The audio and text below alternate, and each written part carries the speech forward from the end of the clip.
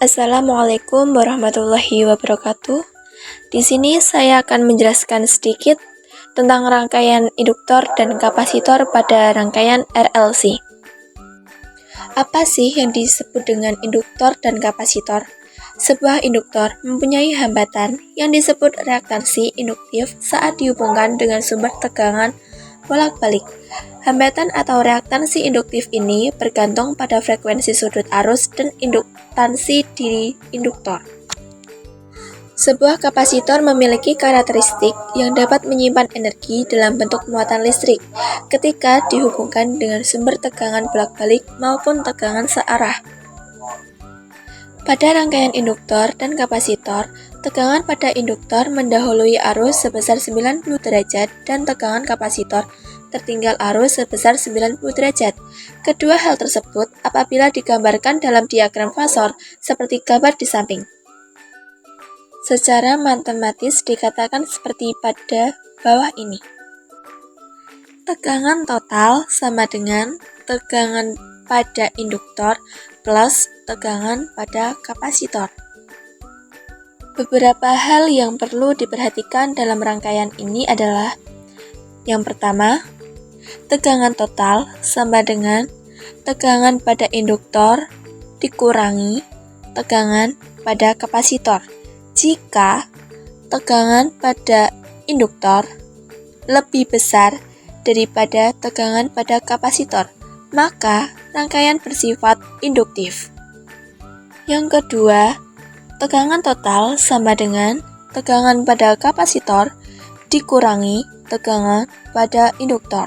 Jika tegangan pada induktor lebih kecil daripada tegangan pada kapasitor, maka rangkaian bersifat kapasitif. Dan yang ketiga, tegangan total sama dengan 0 jika tegangan pada induktor sama dengan tegangan pada kapasitor, maka rangkaian bersifat resonansi. Berikut adalah diagram fasor untuk hambatan L dan C sebagai berikut. Dan secara matematis dituliskan sebagai berikut.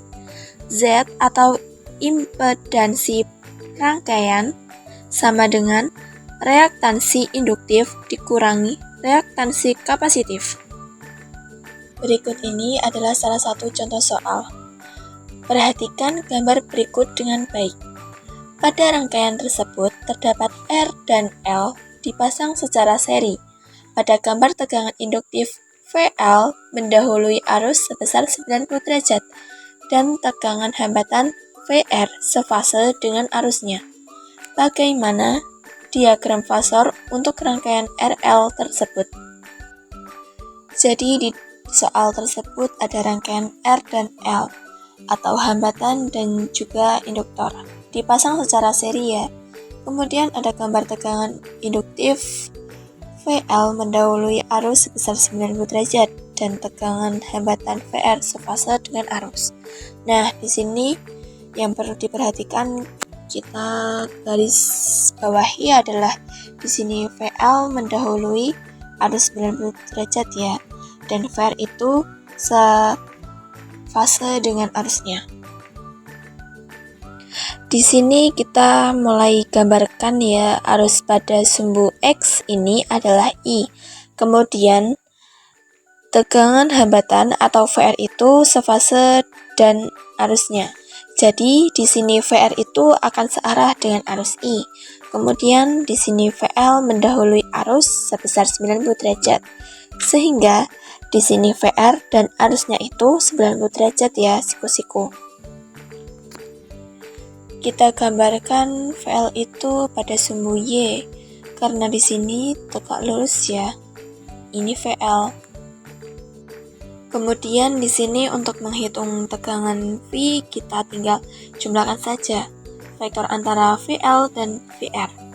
Vektor VL dan VR ini adalah besar tegangannya. Jadi diagram fasor untuk RL seperti ini ya. Berikut penjelasan dari saya, kurang lebihnya wassalamualaikum warahmatullahi wabarakatuh.